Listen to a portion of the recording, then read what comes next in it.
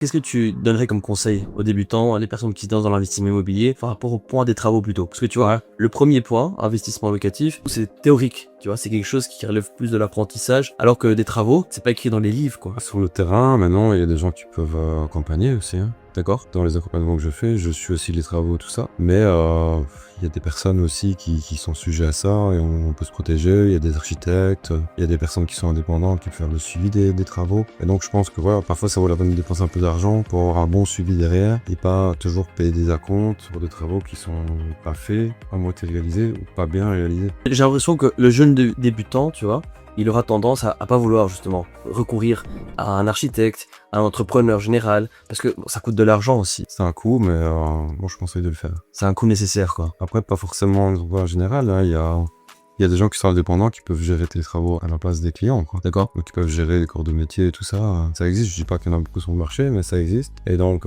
ça permet d'éviter certaines erreurs, de perdre de l'argent inutilement. Est-ce que tu dirais que c'est le point crucial dans un investissement immobilier? C'est un peu à double tranchant, soit ça te fait faire des belles plus-values, ou soit si ça se passe pas bien, tu peux perdre de l'argent. Donc après, c'est pour ça qu'il y a pas mal de gens aussi qui cherchent des biens qui sont déjà rénovés, pour ne pas passer par la case travaux et prendre ce risque, justement. C'est quoi l'erreur qui t'a coûté le plus d'argent? C'est vrai qu'on va coûter plus d'argent en immobilier. Hein. Ouais. Et le plus de temps aussi? Des associations. Association? Ouais. Temps, argent, énergie, amitié. Tout ce que j'ai perdu avec les associations, ça m'a rien rapporté de bien. Quand tu parles d'association, tu fais donc de référence au fait d'investir à plusieurs. Sincèrement, ouais. Se le mettre à bord, finalement, c'est plus compliqué financièrement parce que t'es seul à payer. Mais t'es maître de toutes les décisions, tu dois pas faire de réunions avec les autres. Quand t'es à plusieurs, t'en as toujours bien un qui part en couille et donc c'est compliqué à gérer, quoi. Même si on est face à un nombre réduit, par exemple 2 associés, tu vois. Même deux, parfois c'est compliqué. D'accord. Ouais. Je sais que j'ai pas toujours été bien entouré, c'est clair. Mais voilà. Après, je suis pas le seul à me rendre compte de ça, que les associations c'est compliqué. Je connais plein d'autres personnes à qui c'est arrivé, donc je suis pas le seul dans le cas. Donc voilà, après je dis pas, il y a des associations qui se passent très bien, donc Joachim et toi, et j'espère que ça continuera comme ça. Je touche du bois. Mais voilà, je veux dire, grand point de méfiance là-dessus, faut faire attention. Toujours essayer de bien encadrer les choses aussi légalement, j'imagine, sans... C'est ça. Moi j'avais tendance à faire confiance, et donc on veut pas toujours des conventions, on veut plutôt... sur le respect de chacun, le respect des choses, tout va bien se passer. Gentleman agreement, enfin sans... Ah, c'est ça. Ah, c'est dangereux ça.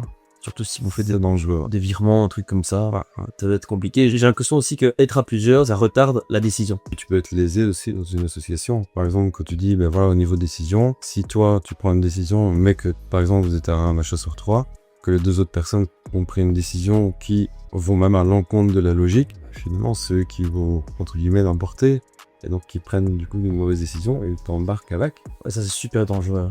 Faudrait essayer de prévoir un juge, tu vois, un mec totalement neutre ou un arbitre qui puisse intervenir et dire, écoutez, la solution, la moins dangereuse, c'est celle de Bertrand, par exemple. C'est compliqué. Hein.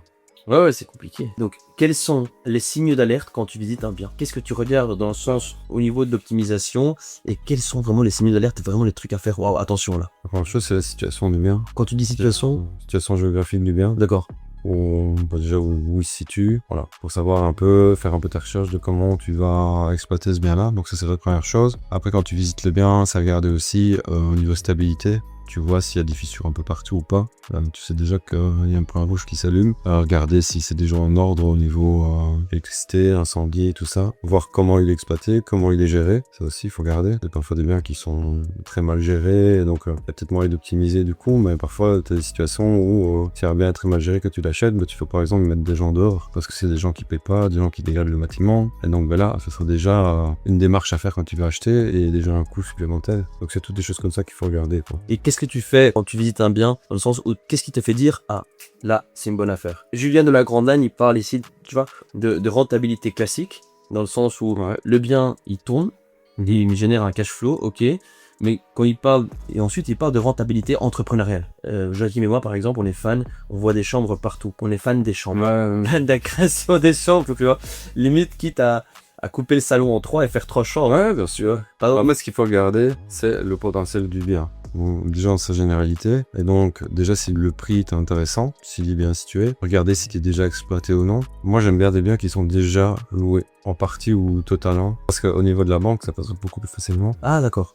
Et t'as une rentabilité tout de suite. Si t'as pas le temps, comme moi je suis tout le temps occupé, c'est un bien que je vais peut-être acheter, je vais peut-être pas m'en occuper dans les 6 premiers mois ou dans l'année, et donc j'ai quand même des loyers qui tombent. Donc ça, c'est la première chose. Et après, regarder du coup si tu as un potentiel où tu peux augmenter le rendement. Donc par exemple, si c'est loué, mais au bas prix du marché, donc tu peux déjà augmenter les loyers, les optimiser. Si tu veux faire de la colocation, des chambres en plus, tu as un appartement de chambre avec des grands volumes, tu peux très bien faire une troisième chambre en location classique ou en colocation. Tu as des biens qui sont bien situés pour, par exemple, faire de la location courte durée. Airbnb. Voilà. Et donc c'est surtout ça qu'il faut regarder, quoi. Et donc c'est là que je me dis oui, j'achète si le prix est bon et qu'il y a un potentiel d'optimisation. Toi, tu es plutôt investisseur multifacette ou tu as un domaine de prédilection dans le sens où, si je te mets par exemple Airbnb, colocation et location classique, pour lequel tu penches le plus? Moi je touche un peu à tout. D'accord. Donc je sais bien la courte durée, colocation classique. J'ai aussi tout ce qui est industriel. Donc, Quand tu dis industriel, c'est industriel, c'est plutôt entrepôt, garage, etc. entrepôt, garage, box de stockage. Ok, d'accord. Ouais. Et donc du coup, qu'est-ce qui est le mieux pour moi? Ça dépend un peu de l'affinité qu'on a en fait. Il y a des gens qui préfèrent la courte durée. Pour moi, c'est plus de gestion. C'est quelque chose qui peut être éphémère parce que si les lois changent à un moment donné, peut-être qu'on pourra plus louer comme on veut en courte durée. Et donc, moi, j'aime quand même bien la location classique parce que ça me permet d'avoir l'esprit tranquille. C'est vrai que pour la colocation, il y a aussi un risque au niveau des lois, tu vois, qui réduisent l'unité par Ouais, disons ça. Puis t'as la gestion aussi des personnes qui sont à l'intérieur, qui est souvent un peu plus compliquée. Parce qu'ils doivent vivre soit dans la société, quoi. Donc voilà, après, tout ce qui est industriel, j'aime encore bien, mais ça me demande aussi pas mal de gestion. Ok. Plus que tu as souvent beaucoup de locataires à un même endroit. Par exemple, il y a des blocs de stockage, des garages, des emplacements de parking, des choses comme ça. Et donc, tu as quand même pas mal de turnover. Tu dois checker aussi toujours les paiements. C'est plus facile de checker un immeuble de 5 logements où tu as 5 paiements qu'un entrepôt où tu as 20 personnes, quoi. Tu vois. Ok. Pourquoi? Dans le sens où parce que t'as... Voilà, tu as 5 pour les regarder. Ok, d'accord. Maintenant, quand tu en as 20, si déjà tu dois checker 20 personnes. Et puis, si tu as des impayés ou c'est payé à des moments du mois, parce qu'ils payent pas tous le premier, ben tu dois checker tout le temps, ça demande beaucoup plus de temps. C'est une autre organisation en fait. D'accord.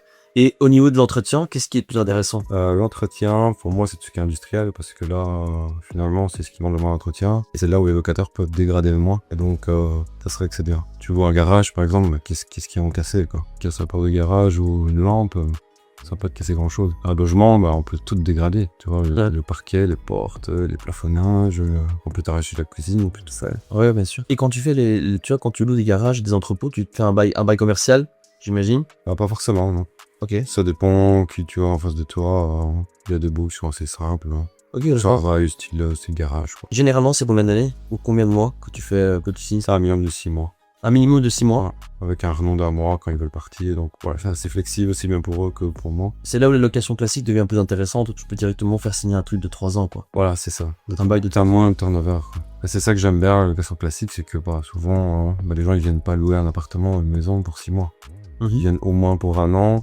Et souvent, même ils restent plus longtemps. C'est vrai. Ils restent 2 ans, 3 ans. Moi, j'ai des locataires, ils sont là depuis 9-10 ans. Et ils bougeront jamais, quoi, tu vois. Ça, c'est la tranquillité d'esprit. Oui. Quand t'as pas de temps, c'est clairement plus simple. En plus, là, tu dois pas prendre des agences pour déléguer la gestion ou autre. Enfin, ils sont là, dans le sens où t'es sûr qu'ils payent. Ouais, ils sont là, voilà, tout se passe bien. Ah, ça, c'est top. Ça, c'est le râle. Ouais. Je cherche plutôt la tranquillité aujourd'hui que le rendement. Aujourd'hui? Ouais. Et avant? À un moment donné, je cherchais le rendement, évidemment, je pense que tout le monde. Mais le problème, c'est que voilà, ça demande beaucoup de temps, beaucoup d'énergie. Ouais. Et quand t'es multicasquette, tu sais pas faire ça. Tu vois. Maintenant, toi, si tu fais que de l'immobilier, tu peux chercher le maximum de rendement. Parce que tu fais que ça. Tu vas te taquer dès qu'il y a un problème, dès qu'il y a un impayé, dès qu'il y a un appartement qui est vide ou une chambre qui est vide, tu vas te taquer pour remplir. Mais quand tu fais plusieurs choses en même temps, pas possible. Et donc, in fine, tu cherches du rendement, mais comme tu es occupé ailleurs, tu as parfois du vide locatif qui est là, tu as des impayés qui sont là. Et donc, finalement, tu cherches du rendement, mais tu ne viens pas. Parce que tu es peu focus sur ça. On revient à ce qu'on discutait tantôt. Super intéressant.